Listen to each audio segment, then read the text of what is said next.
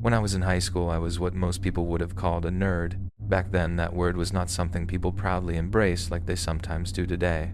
It was not a compliment. It was a label people used to separate you from everyone else, a word meant to remind you that you did not belong. For me and my friends, being called nerds felt like a punch to the stomach. High school was a completely different world back then. People could be cruel for the smallest reasons. If you listened to different music, if you were not interested in sports, if you spent more time reading than chasing popularity, you became an easy target. Looking back now, it almost feels unbelievable, but it was real. We were judged for simply being ourselves. Junior year was easily the worst. That was the year the bullying reached its peak. And at the center of it all was a kid named Steve. Steve was the kind of person who always needed attention. He wanted everyone to see him as fearless, rebellious, and untouchable. He constantly mocked us, embarrassed us, and made our lives miserable whenever he had the chance. To him, we were just easy targets. But near the end of that school year, Steve decided he wanted to do something that would make everyone remember his name. He wanted to break into the school. At first, everyone thought it was just another stupid idea from someone desperate to look cool, but Steve actually went through with it.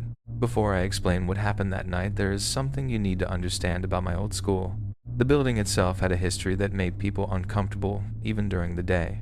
The school has since closed down, but when I attended, it was considered one of the more respected private schools in the area. Students wore uniforms. We attended church services during school hours.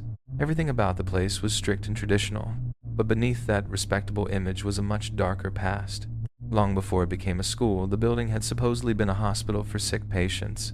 According to stories passed around the town, when construction began in the 1950s, workers digging into the ground discovered countless human remains buried beneath the property.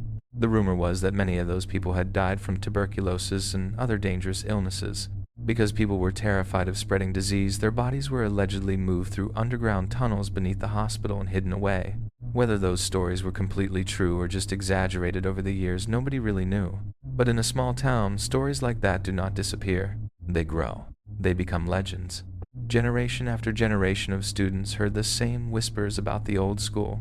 They heard stories about footsteps echoing through empty hallways, voices coming from locked rooms, and strange sounds coming from places nobody could explain. Eventually, people started saying the school was haunted. They believed the souls of those who died there had never truly left. Of course, most people had logical explanations. Old buildings make strange noises. Pipes creak.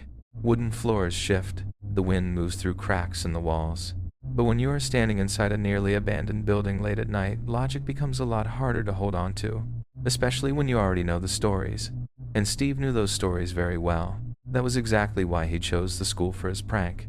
His plan was to break in and create the ultimate haunted experience. He wanted to scare people, leave behind a fake supernatural message, and walk away as the legend of the school. And somehow he managed to get inside. He destroyed classrooms, threw papers everywhere, knocked books off shelves in the library, and made the entire school look like something out of a horror movie. But Steve wanted a grand finale. He went into the art room, grabbed a container of red paint, and started writing messages across the lockers. Things you would expect to see in some cheap horror film. Get out. Your soul is next.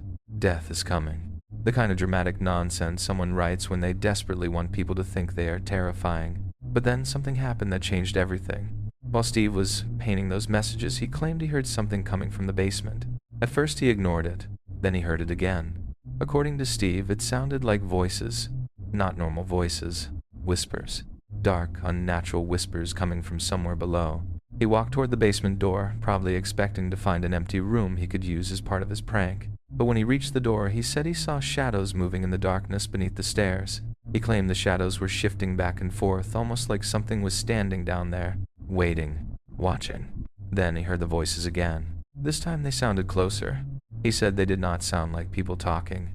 They sounded angry, like something was trying to communicate from somewhere it should not have been. Whatever Steve saw or heard terrified him enough that he abandoned everything and ran. Unfortunately for him, he left behind one very important piece of evidence: his handwriting. The school quickly matched the writing on the lockers to Steve, and after an investigation, he was expelled. I still remember the way he left the principal's office. He was screaming, not about getting expelled, not about his punishment. He was screaming about something in the basement, something evil. Those were his words. Of course, nobody believed him. At least most people didn't. My friends and I were convinced Steve was lying. We thought he had simply gotten scared, realized he had gone too far, and invented a ghost story to make himself look like the victim. Honestly, we thought he deserved everything that happened. But for the final weeks of school, something unexpected happened. Everyone started talking about Steve like he was some kind of hero. They said he was brave. They said he had faced something terrifying. Some people even believed he had almost died that night. And that bothered us. Because in our minds, Steve was not brave. He was just a bully who finally got scared.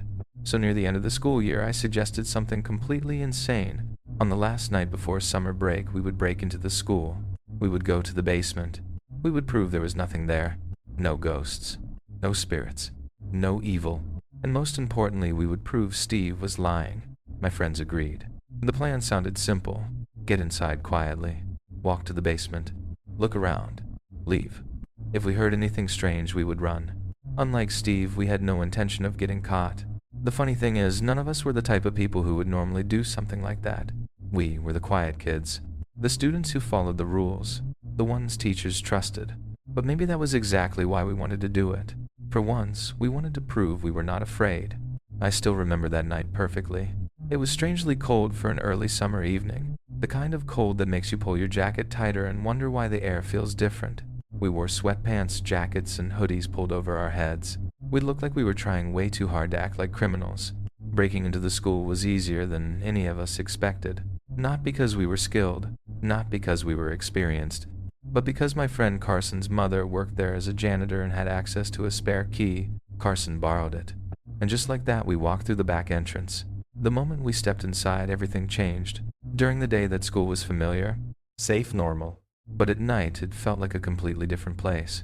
Anyone who has ever walked through an empty school after dark knows the feeling. The silence is wrong. The hallways feel longer.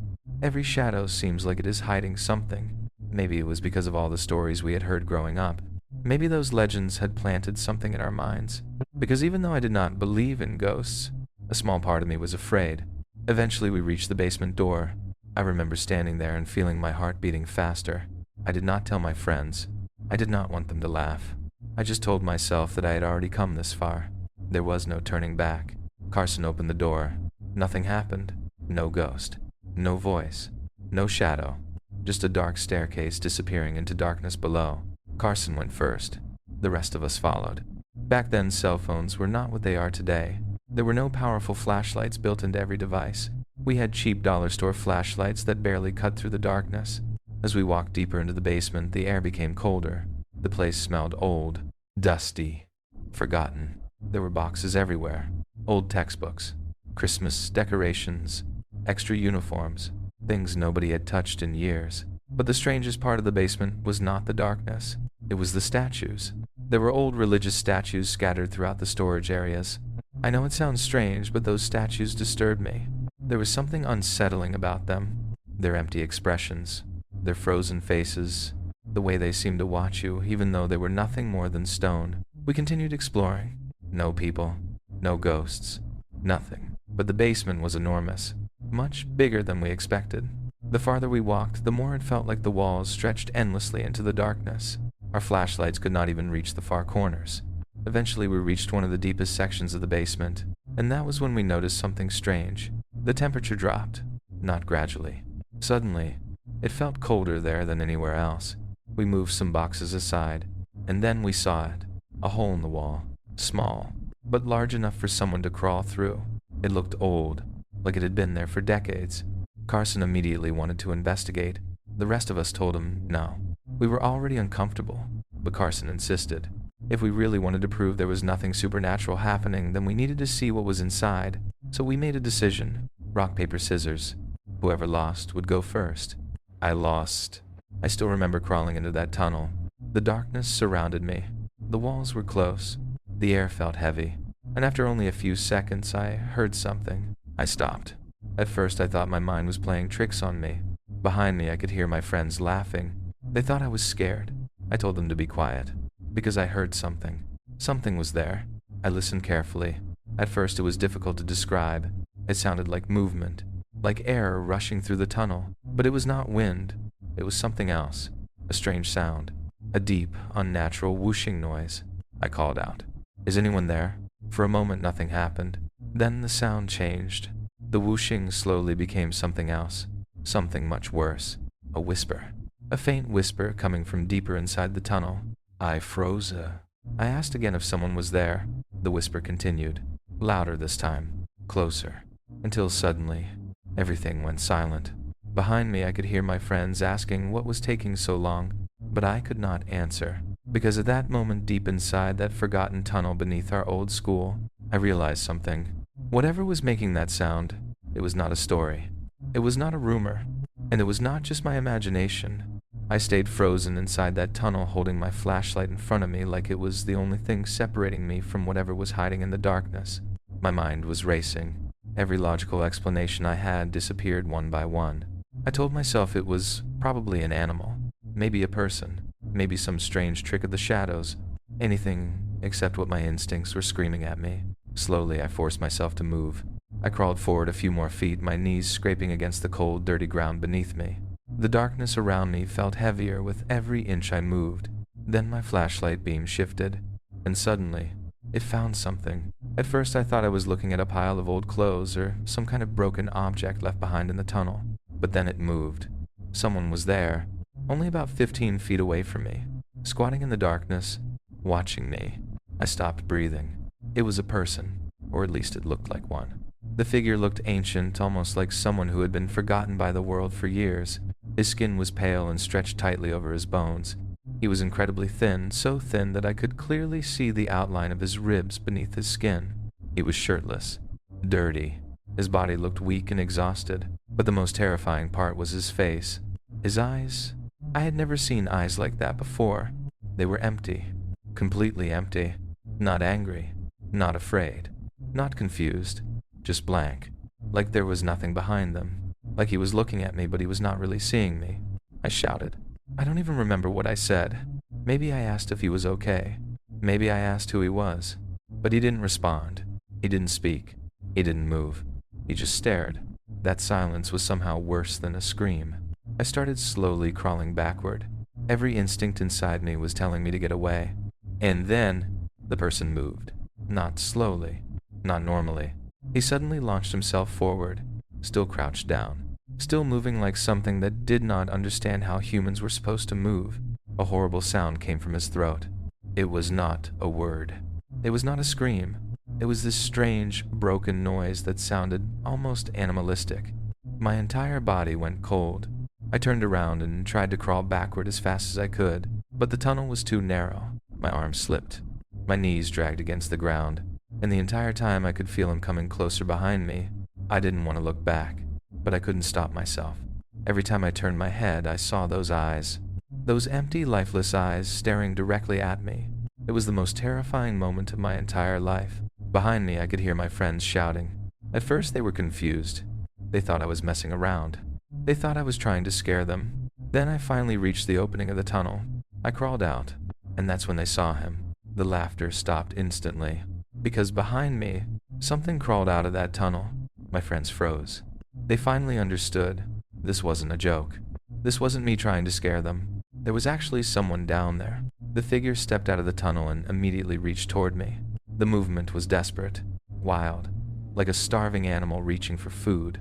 That was enough. We ran. We didn't ask questions. We didn't try to help. We didn't stop to figure out who he was. We sprinted toward the basement stairs as fast as our legs could carry us. Behind us, we could hear movement. We could hear him following. But somehow, when we reached the top of the stairs and slammed the basement door shut, he stopped. For a few seconds, none of us moved. We stood there in complete silence. Then we heard it. A noise from the other side of the door. Something moving in the basement. Something still down there, waiting. But he never came after us again. We ran out of the school and didn't stop until we reached my house. For a long time afterward, none of us could explain what we had seen. And to be clear, I don't believe we saw some undead creature or a ghostly spirit wandering through the tunnels. There is almost certainly a logical explanation. At least that is what I told myself. The explanation I came up with was that the old tunnel probably connected somewhere else. Maybe to a sewer system. Maybe to abandoned underground areas beneath the town. Maybe this person had been living there. A homeless person. Someone who had discovered that forgotten place beneath the school and turned it into a hidden shelter. That explanation made sense. And even years later, I still believe that is probably what happened. But there is one thing I cannot explain. The eyes. I have thought about that night countless times. I have tried to remember every detail. The tunnel. The darkness. the way he moved, the sound he made, but nothing stays with me the way those eyes do. I have never seen anything like them before, and I hope I never do again. Years later, when the school finally shut down, I found myself thinking about that night again. I wondered if the tunnels were still there. I wondered if that hidden world beneath the school had ever been discovered. And a strange thought crossed my mind. What if there was something more to it? What if that place had held on to something for all those years? What if the person we saw was not just someone lost beneath the building? I will never know. But part of me hopes that when the school was eventually destroyed, whatever was trapped there finally found peace. As strange as that night was, life eventually moved on. And like every student knows, there is nothing better than the freedom that comes after finishing a school year. After graduating high school, my friends and I scattered in different directions. Some went to colleges nearby. Others moved across the state. I ended up going to a school 8 hours away in another state entirely. College was exciting, but after months of being away, I couldn't wait to return home. Not just because I missed my family. I wanted to see my friends again. And more importantly, I wanted one unforgettable summer. We had already planned a massive party at my friend Logan's house. His parents owned a huge property in the middle of nowhere. It was basically the perfect place for a party. There was a swimming pool, a massive backyard, a fire pit for bonfires, and plenty of rooms where people could crash if they stayed too late. The best part, his parents were leaving town that weekend. It felt like everything had lined up perfectly. Before the party started, Logan and a few of us met up. We went to the mall, grabbed food, and spent hours talking about college. More accurately, we spent hours talking about the parties we had experienced. We were all trying to figure out how to make this reunion something people would remember. Then Logan had an idea. A costume party. At first it sounded ridiculous. It was the end of May. Nobody was thinking about Halloween. But then we realized something. We had all been away at college during Halloween, so why not have our own? That was all it took. Everyone loved the idea. We spread the word and told people to show up wearing costumes if they could. I even posted about it online so my college friends could see that I was still the same person back home. Our decorations were nothing impressive. We found some cheap Halloween candy at the grocery store. That was basically the entire setup. Everyone put together last-minute costumes and prepared for the night. I found an old Jason-style hockey mask in my basement and decided to go as Casey Jones. Around 10 that night, people started arriving. They showed up carrying drinks and wearing homemade costumes. At the time, The Purge was popular, so a lot of people came dressed in similar horror-inspired outfits. At first, everything was normal. Just friends hanging out, laughing, talking, having fun. But like every party we had ever thrown, it grew. Fast, more and more people showed up. People we didn't even know. Friends of friends. Random guests who heard about it and decided to come. Because Logan's parents were gone and the neighbors were far away, nobody stopped them. The house kept filling up. Soon I had no idea how many people were there. And because everyone was wearing costumes, I couldn't even recognize most of them. The masks made strangers out of everyone. A few hours into the night, I was standing on the back deck, surrounded by music, laughter, and people I barely knew. I was telling ridiculous stories to a group of drunk friends, completely unaware that the night was about to become something none of us would ever forget. At some point during the party, while I was standing outside on the back deck, something caught my attention. Through the sliding glass doors of the house, I saw a girl standing alone. She was wearing one of those elegant masquerade masks that covered most of her face. It was not a cheap costume accessory either. The mask looked carefully chosen, almost like she had planned the entire outfit. She was standing completely still, just watching me. For a moment I thought maybe I knew her. Maybe she was someone from school. Maybe someone I had met at another party. But the longer I looked, the more unfamiliar she seemed. She was holding a red cup in one hand and staring directly at me through the glass. I lifted my hand and waved. She waved back. That was it. A simple gesture, but something about it felt strange. I turned to the people around me on the deck and asked if anyone knew who she was. Nobody did. Not one person recognized her. That immediately caught my attention. At a party that big, random people showed up all the time, but usually someone knew someone. A friend of a friend. Someone from another school. Someone invited by someone else. But this girl, nobody had any idea. Curious, I walked inside to talk to her.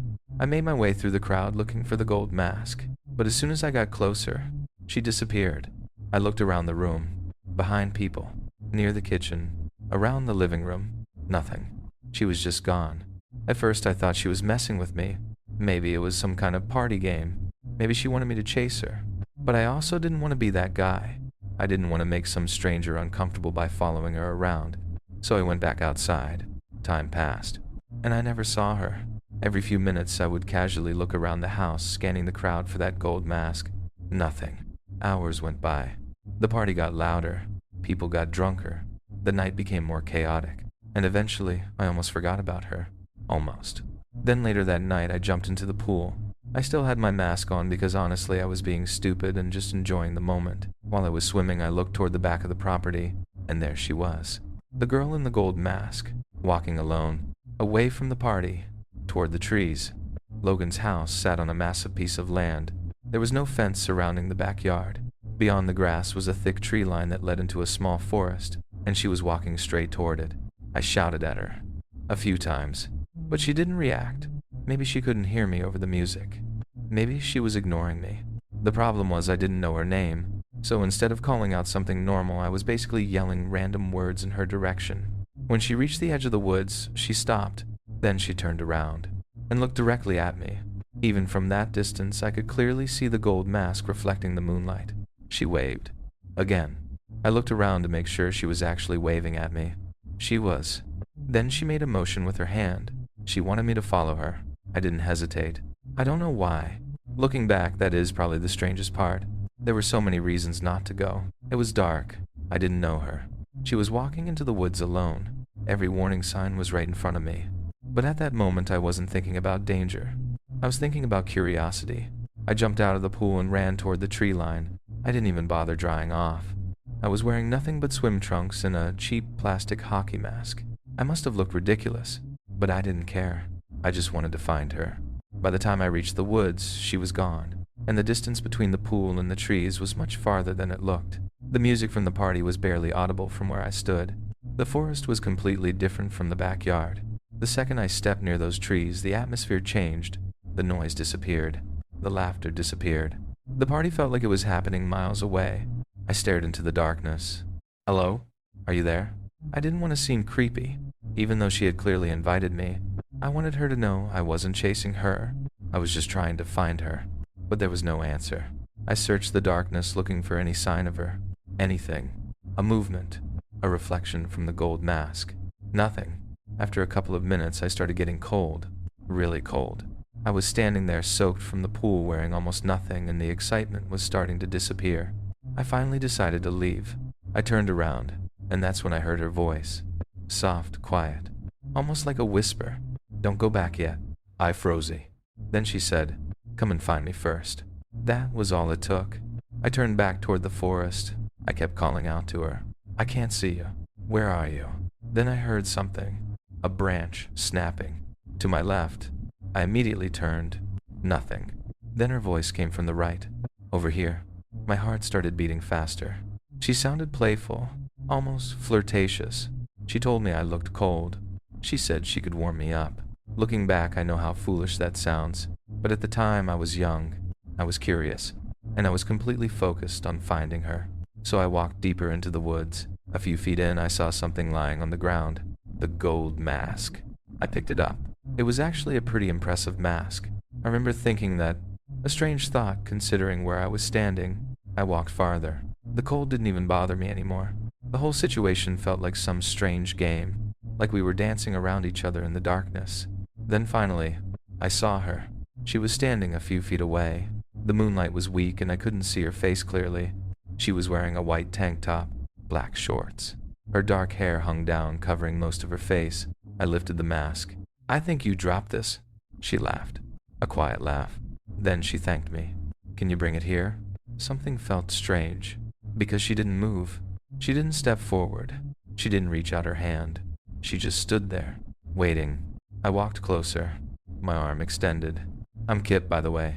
That's when she said something that made my entire body go cold. I know who you are.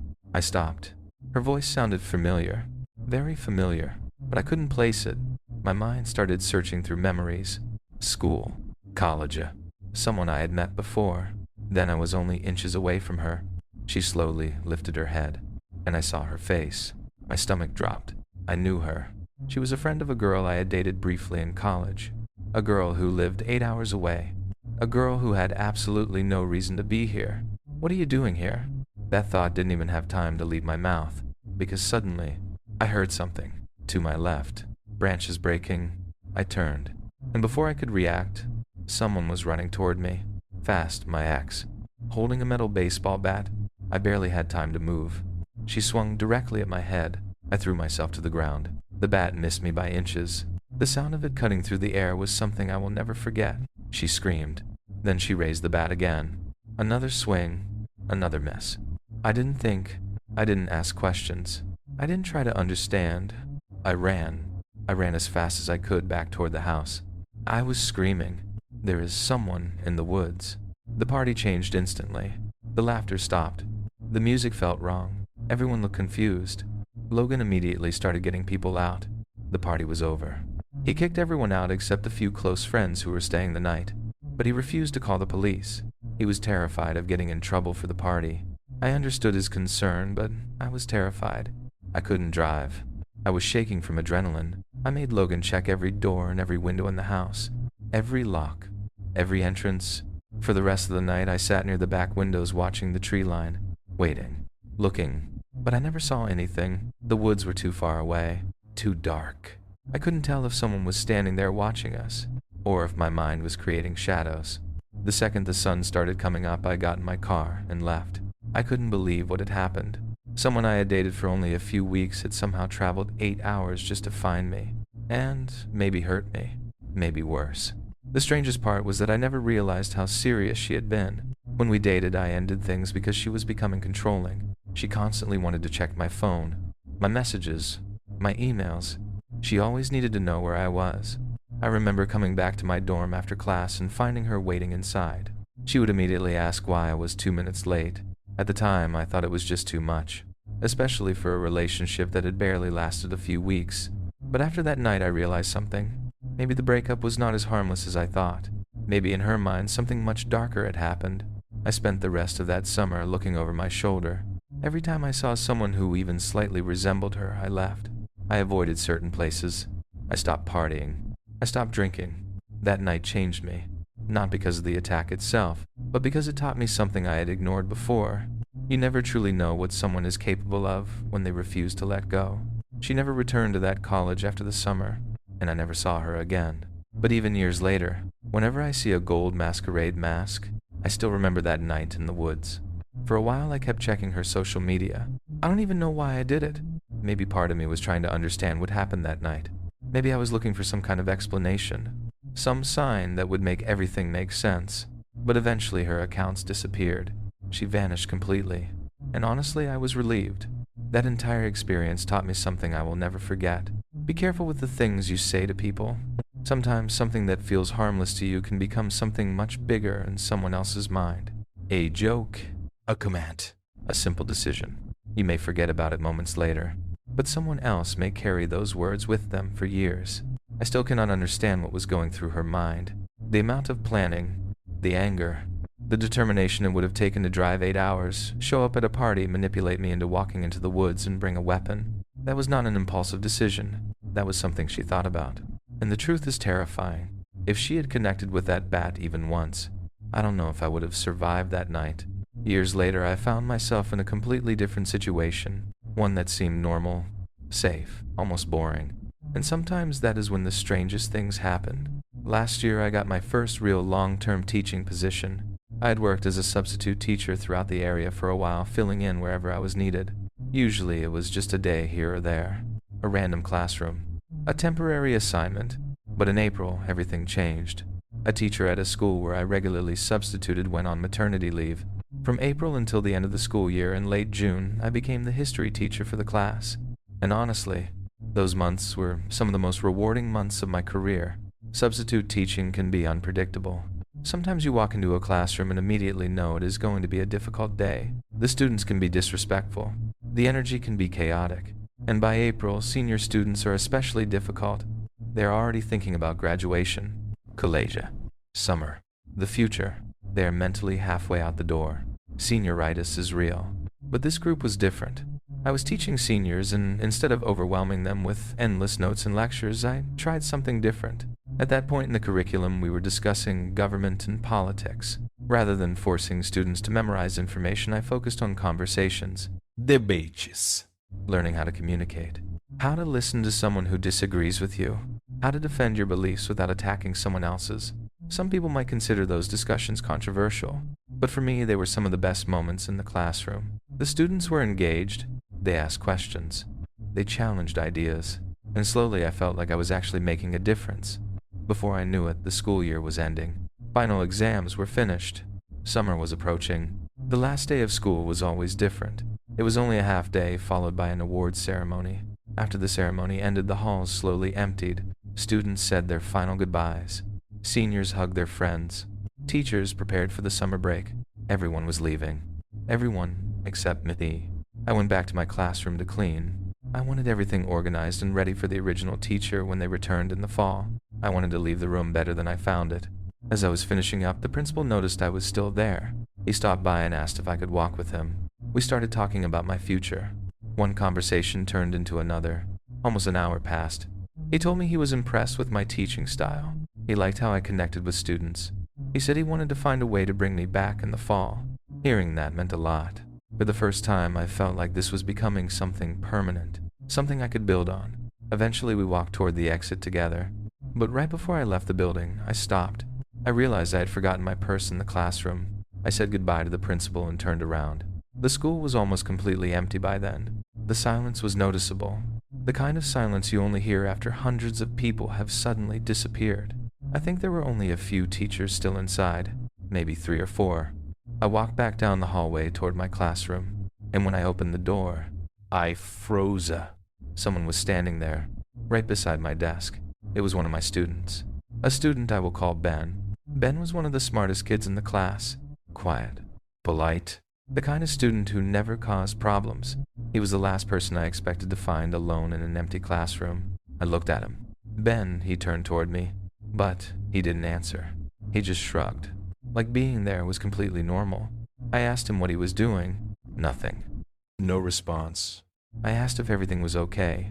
After a long pause, he quietly said, "I'm fine." Then he added that he was just thinking. Something about that answer bothered me. Not the words themselves. The way he said them. The classroom was empty. The school was almost abandoned. And there was a student standing alone beside my desk without explanation. I told him he couldn't be there. I explained that he needed to leave. The truth was, I felt uncomfortable. I didn't know the exact procedure for a situation like that. I didn't want to leave him alone inside the school, but I also didn't want to make the situation worse. While I was trying to figure out what to do, Ben slowly walked toward the door. I felt relieved. At least he was leaving. But when he reached the doorway, he stopped. He didn't turn around. He didn't look at me. He just stared straight ahead. Then he said, "Thank you." A pause.